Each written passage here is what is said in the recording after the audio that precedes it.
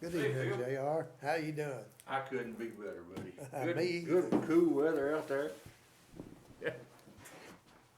Jay, we're starting a brand new series this Yes, time. yeah, New series of lessons, and they'll be pulled from different places in the Bible. Talking about limited resources, limitless God, yeah. where God plugs in those things that we lack. We can't do on our own, He can take care of it for us, He right? can do it. Yep, You know,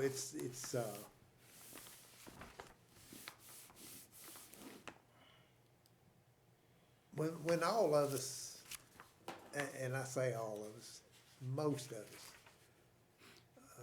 go through life, we try to do everything we can on our own. we do, don't No. we, Phil? We just work, knock How- at it as long as we can, don't we? How long do you go into a project before you pray to God?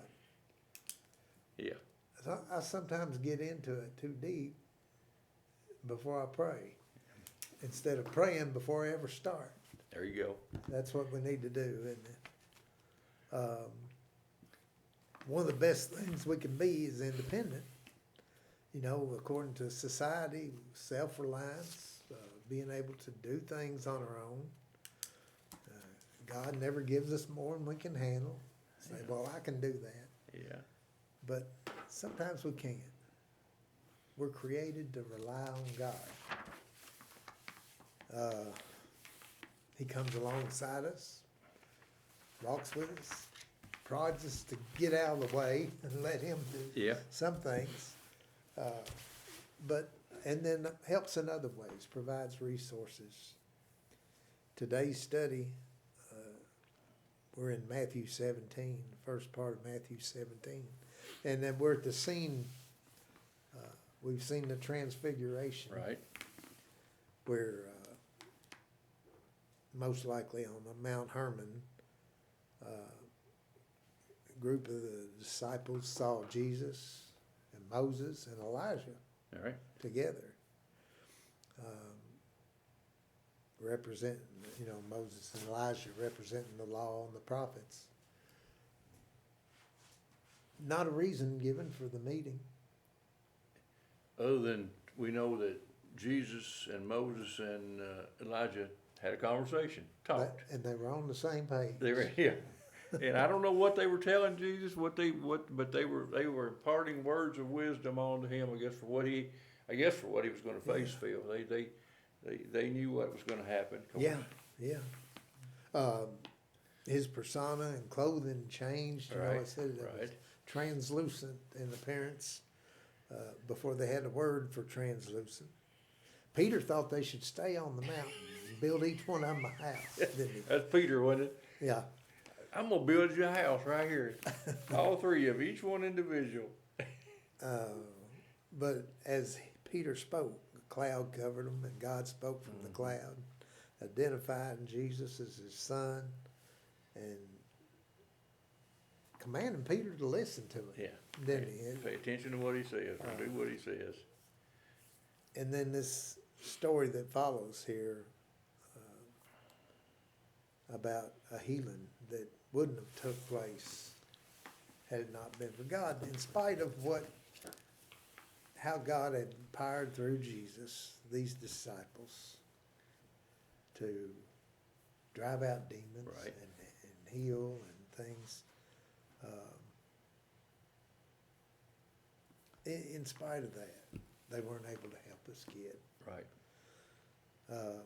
The writer of the study said, if your faith were stronger, you wouldn't be dealing with this.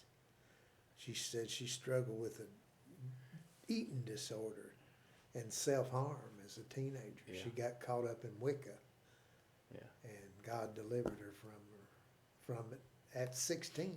Yeah.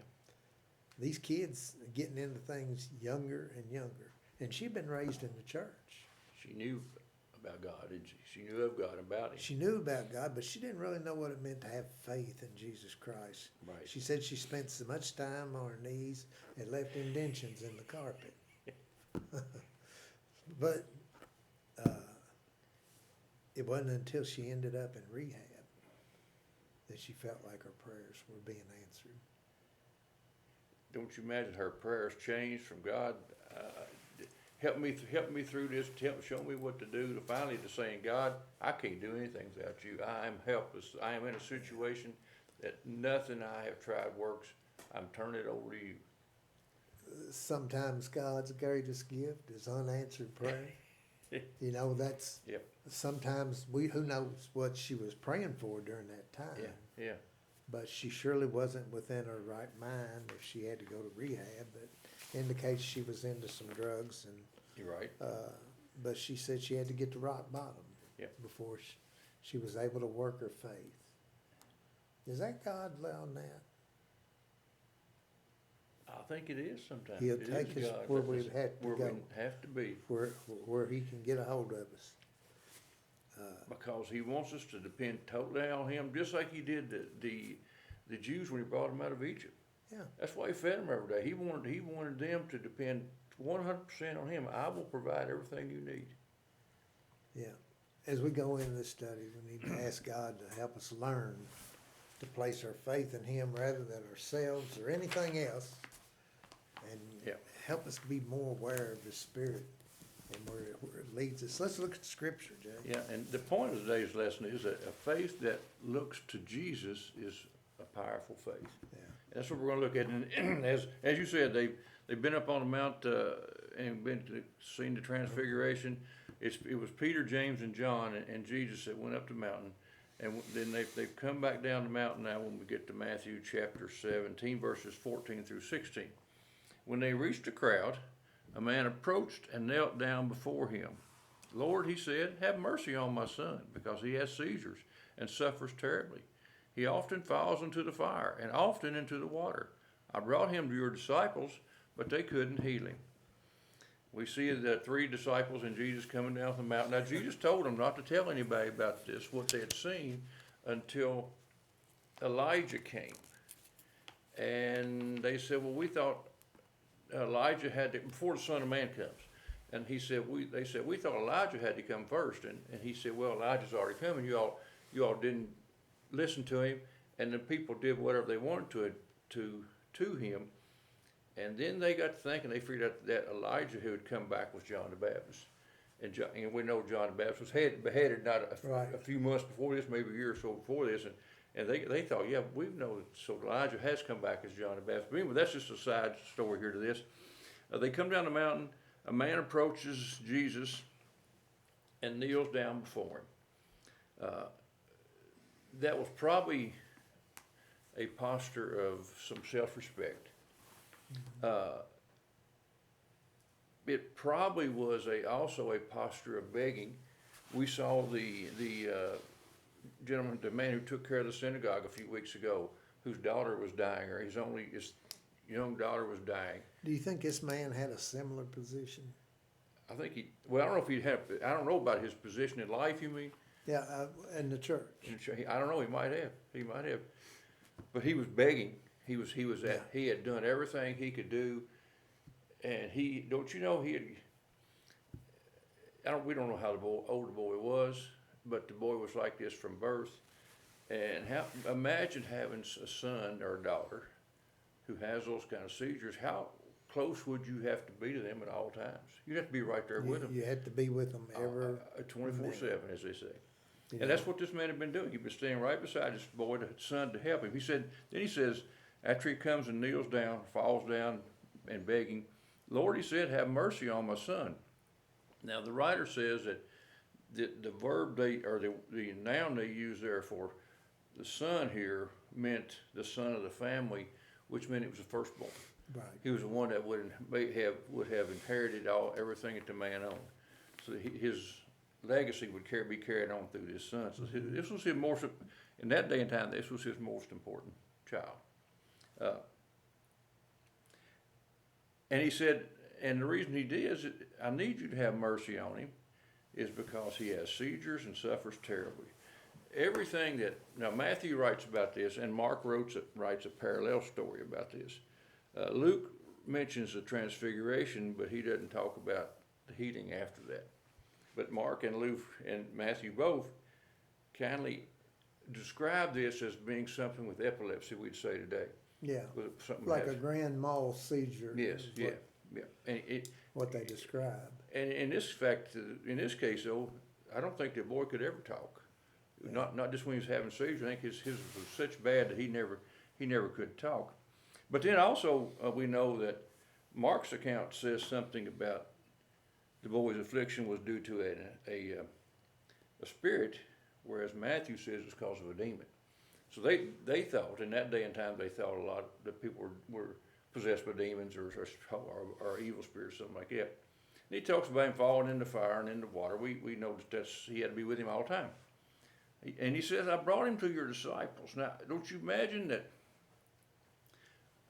you can't read from that whether or not when the man first came, brought his son, he thought Jesus was going to be there. We don't know that. We don't know how long Jesus and the other three were gone. But it almost like to me that he knows about Jesus. He knows he's heard he's going to be in the area. And here he goes and Jesus is not there. I had a guy that came into the shop several years ago when I was at Buick dealer in E-Town. Yeah. And he said he worked on his car, and he said I just can't hardly get it. You know, he said I'm not good enough, I guess. Yeah. I guess this kind of incidents here. Yeah. He said my cousin now he's gonna come look at. He's a real mechanic. And Jesus is the real mechanic. Real deal. Well, we He's don't the know one if that he could- went there not knowing that the disciples were just there and Jesus wasn't, or not. But I could see his disappointment if he came with expecting Jesus to be Sure. there and then Jesus wasn't there. But we don't know if that was We it. don't know if that was it or It not. was just the results that had Right. him disturbed. But he said they couldn't heal him. Now, in Matthew chapter 12 or 10, we see Jesus commissioning his 12 disciples, all of them, including Peter, James, and John, all the 12 of them. And he gave them authority to cast out demons and to heal, it says, every disease and illness. And we know that by some of the scriptures that they had been able to do that on occasion. They had been able to heal someone. But they couldn't do it in this case. The writer mentions the fact that maybe their inability to heal this person was because Jesus wasn't close. Jesus was gone during this time. He had been gone. We don't know how many days he'd been gone, whether it's 12 hours or 3 or 4 days. We don't know, but maybe that was part of the reason why they couldn't heal him, because they hadn't seen Jesus for a day or two. We don't know why it was, but they had been able to heal before, and they didn't have the ability here. The writer says that he believes that their faith was more based on their own abilities than on the one who empowered them, on Jesus Christ. Yeah. They took their eyes off Jesus. It could have been, Phil, that if you get successful something 2 or 3 times, and it comes up again, you say, I can do that. I can fix that. Yeah. And maybe that was a little overconfident, maybe in what they'd been able to do through Christ. But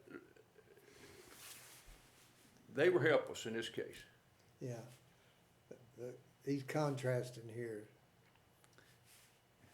Jesus, you got the ability. These guys didn't have it. Yeah, that's what he's saying.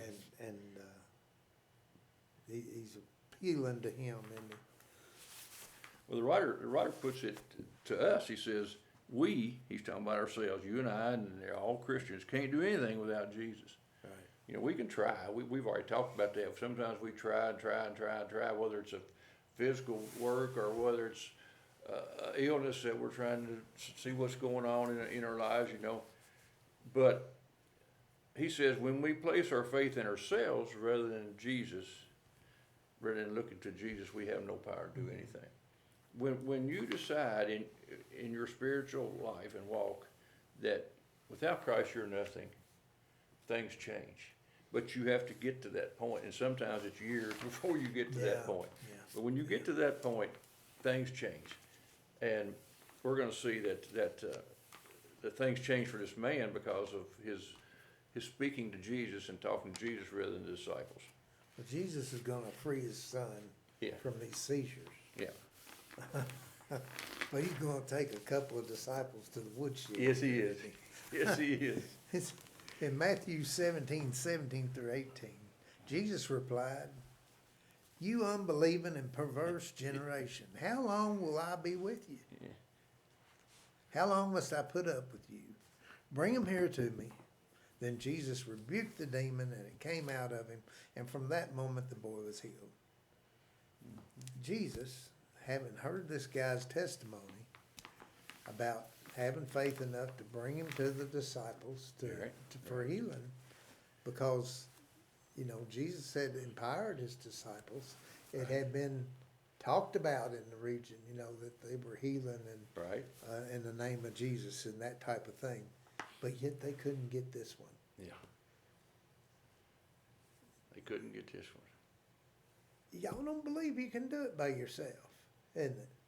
That's kind of what he's saying there. Yeah. And a perverse generation. Now, You think he's talking about the disciples there? Or including the disciples with everyone? I think it was kind of like how we talk about society in general. Yeah, yeah. Sometimes, I don't know that, but he immediately, and he didn't expand on it, describe what he meant or anything, but he asked the main question, said, how long will I be with you? Yeah, yeah. Jesus knew it was getting to be his Time was short. His time was short. But he had done label them as twisted in their thinking. But They were it's probably morally crooked and corrupt. And yeah, yeah. You know, it's interesting what Mark said and Matthew didn't in this case.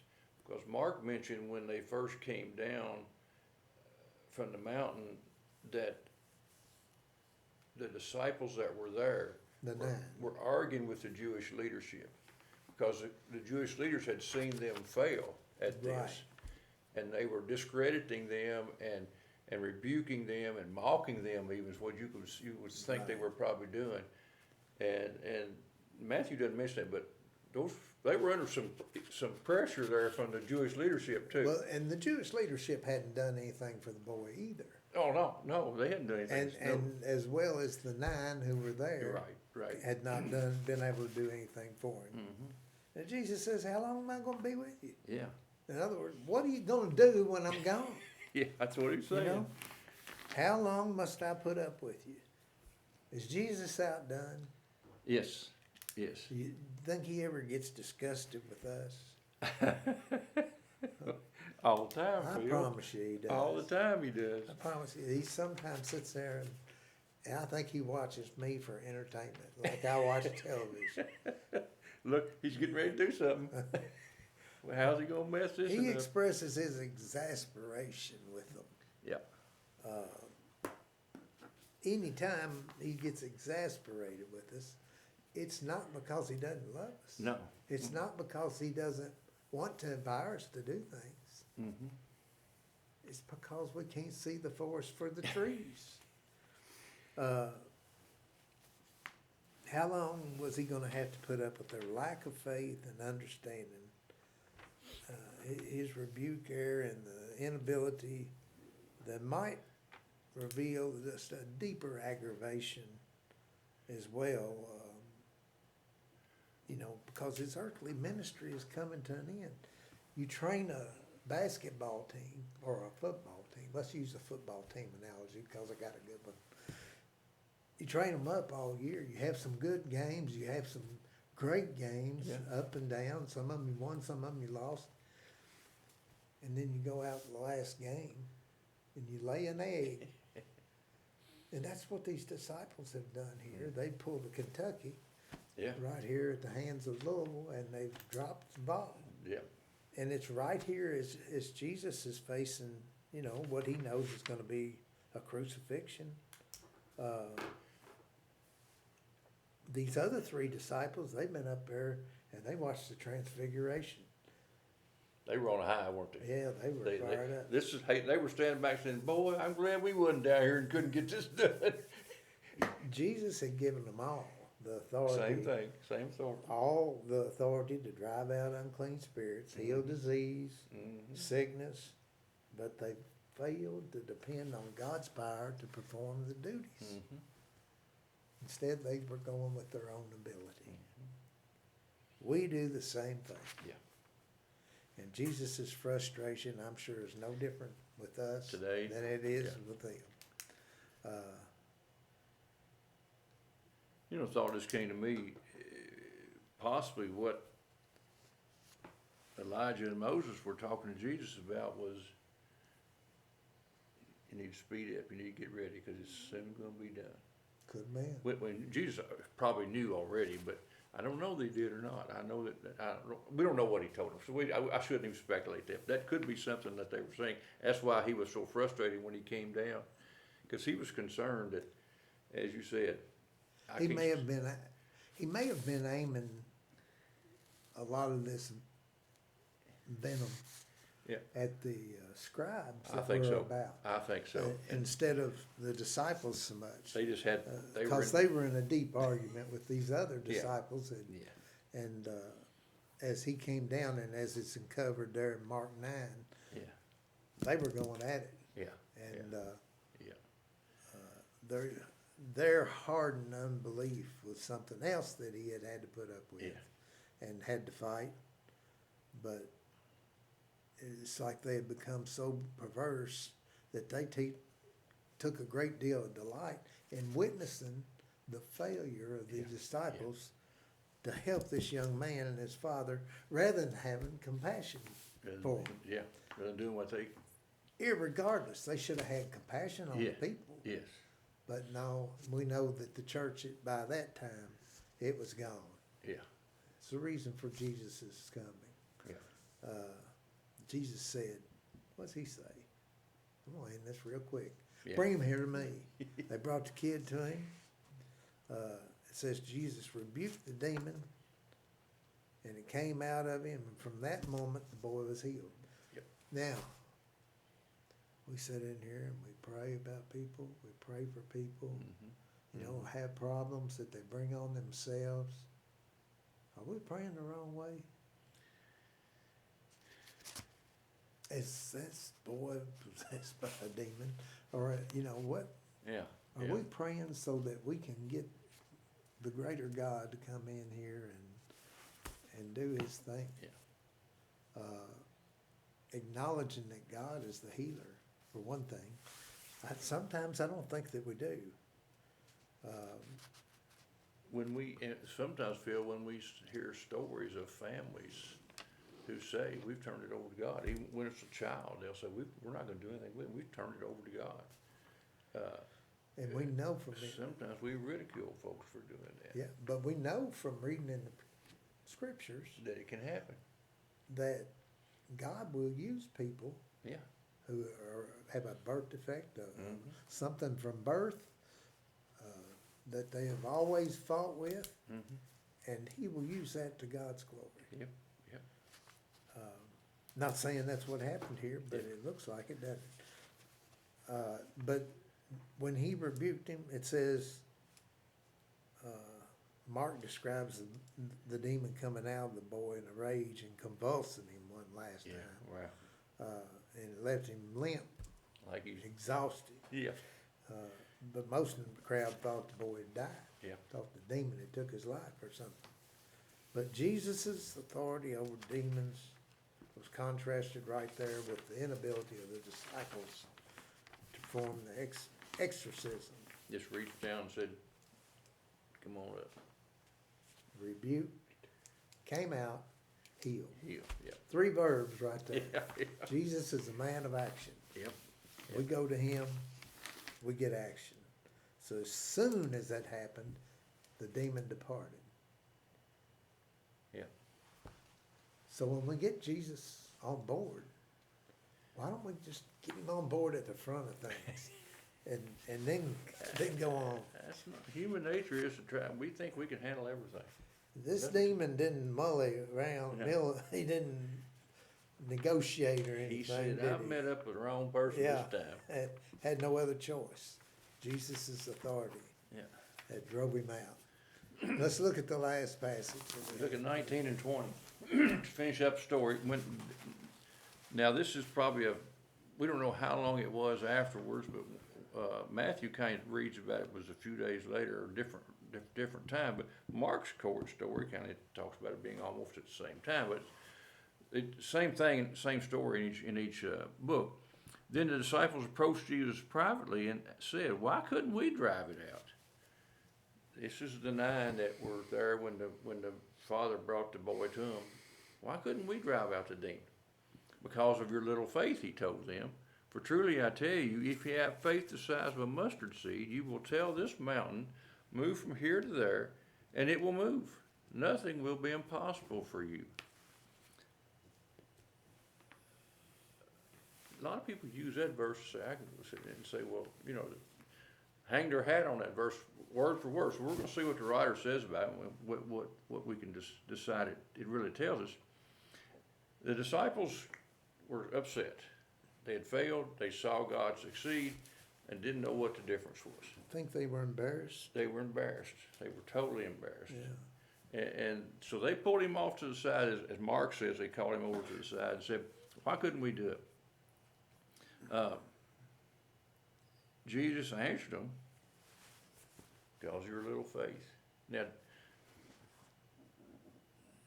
well, let's read some things here that the writer says. Now, this is the only time that a one-word translation of little faith appears in the New Testament. Okay, this is a different situation than any of the writers writes about anywhere else in the New Testament.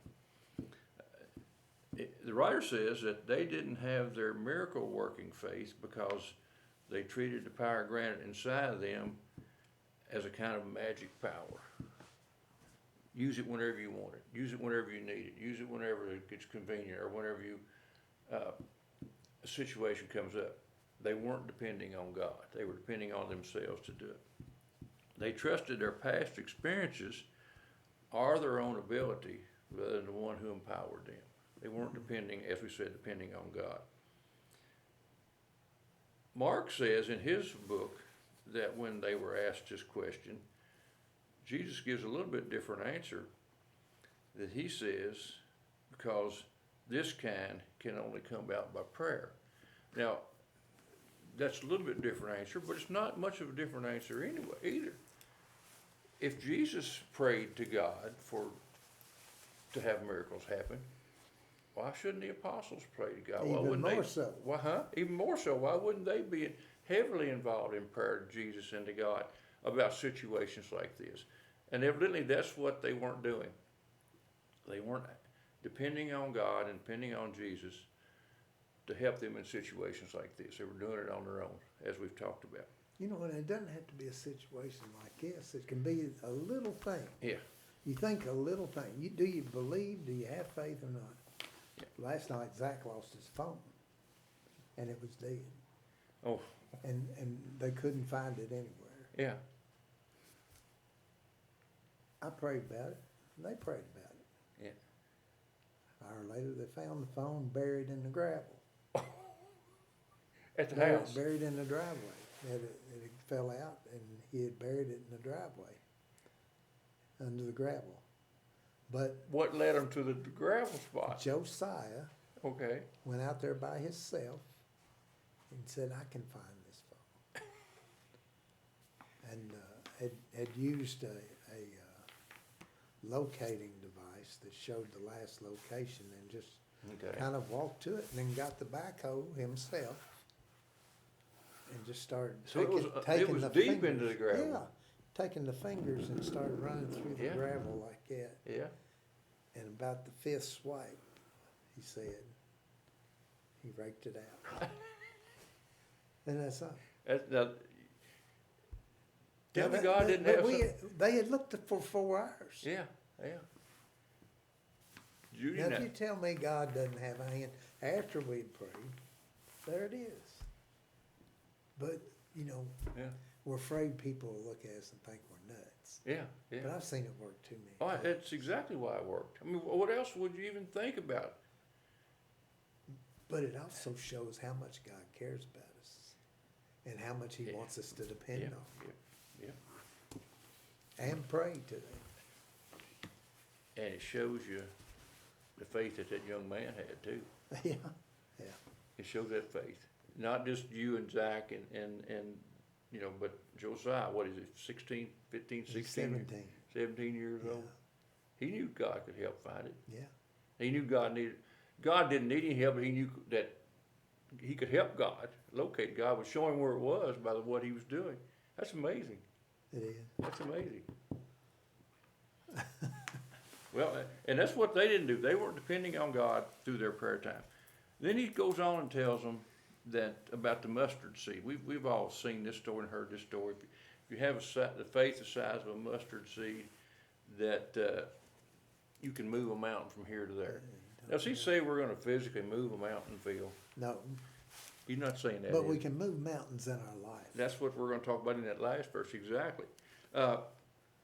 Now, did the man have a lot of faith? He had enough faith to come to the disciples. He had enough faith to come and to then disciples. to go to Jesus.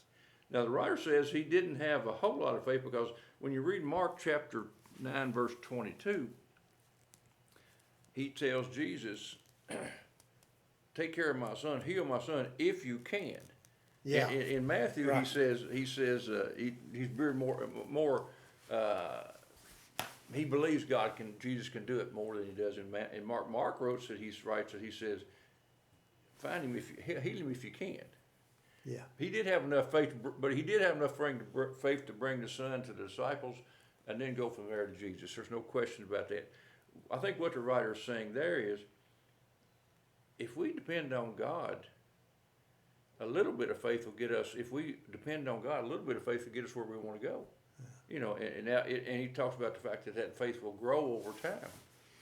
When you first became a Christian, 40, 50 years ago, however long it's been, you wouldn't have thought about praying about finding it. Of course, we didn't have phones back then, did we? No, but it'd been a $10 bill we'd lost in, something like it. You wouldn't think about it. No, I but wouldn't have. now we know God even cares about things like that. He says, nothing will be impossible for you. Now, I want to read this last paragraph here that kind of ties it up. The point that Jesus was making here about the mustard seed is not the amount of faith that matters, but the presence of it. We have to have faith in God. You don't need a huge amount of faith to see God's work in your life, but when you trust Him with the small amount you have, it grows. He grows it through His faithfulness. And just as a mustard seed can grow into something much larger, a big bush, something you could get shade underneath, so too can our faith grow exponentially as we continue to trust in Jesus. Pray to God, ask Him what you need to do in a certain situation, and depend on Him to help you through that, and He can get you through it. Now, the writer always talks about the fact that he believes that Jesus was talking more in this story about the mountain and moving the mountain, that he knew what was the disciples were going to face in the next 10, 12 month, year and a half. We don't know how long into his ministry this was, but he also knew that the faith that they had was going to enable them to not move a mountain from here to there, but to take the gospel, his gospel, from the city of Jerusalem to all over the world. That he could use that much. They had enough faith that God would spread that gospel through them just like it was a wildfire. Mm-hmm. And they were going to do things that were so miraculous, as you said a while ago. It's much bigger than moving a mountain from here to there. And we can do the same thing with us. He can do the same thing with us. So the point of the lesson is a little faith is a powerful tool. And you take that little bit of faith and you pray. Mm-hmm. What challenges you facing this week? Make a list. Pray for them. Yeah. Each little thing. Pray for God to help you deal with these issues. And believe. Yeah. You know, this guy, he didn't stop with the disciples. He might have had a bad attitude saying, if you can, God. We know He can. Yeah. But if you stop believing a breakthrough is possible in some area of your life, you're breaking the chain. Yeah. You need to believe, even to the extent that you repeat prayers about it. Make it a part of your daily routine, and ask Jesus change your posture from doubt to faith, and He'll do it. You know, Just sometimes, make your request known to God. yeah, The other thing that all of us, Jay, again, we've all encountered broken people like this guy that had the son. He was Yeah. helpless. yeah, All of us feel helpless at times. Mm-hmm. Especially in those times, it's when we need to pray Yeah. and believe. These difficult situations, sometimes it's not that difficult. And sometimes we avoid these things rather than face them head on. But instead, if we'll commit to engage alongside someone, to pray and know that God is going to act in faith, because that's what it says here in His words, that we will grow in our faith by the faithfulness that God shows us. Disciples' inability to cast out this demon wasn't due to the lack of Jesus' power or authority. It was due to the position that they put themselves in because they had relied on their own power instead of on His. They probably were feeling confused when those scribes were getting after him, and the other 8 disciples were looking at him and saying, "What's wrong? yeah, like each of What's happening?" Our doubts, they don't exist in a vacuum. Yep. We need to take those to the Lord. And when we do show doubt, that affects those around us. But a person that looks to Jesus is going to have a powerful faith that works, and that others can see work. and others can see work. Can see it work in through your life and want it to, that same faith in there, that work, God working for them too. Talk about next week, we're gonna look at when your circumstances fall short.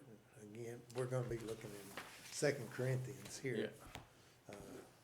Paul having some experiences there, and we'll take a look at that. Yeah. I hope you enjoyed the study tonight, Yes. and we enjoyed bringing it to you. Hope you can come watch us again next week.